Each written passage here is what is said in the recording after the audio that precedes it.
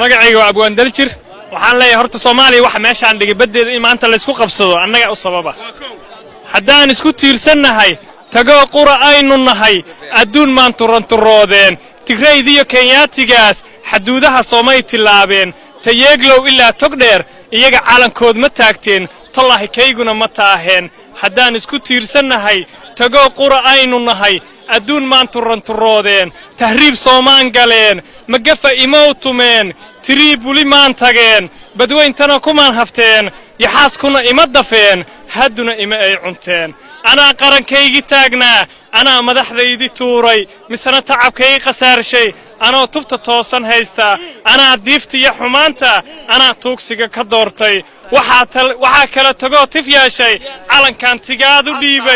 calankan tigaadu dhiibay turaabtana dhiig ku daadshay ayaa tiitiin dul saaran turjubaan qaranna haysan tollaahiyahaad ma dhaamo haddaan taangiyo diyaarad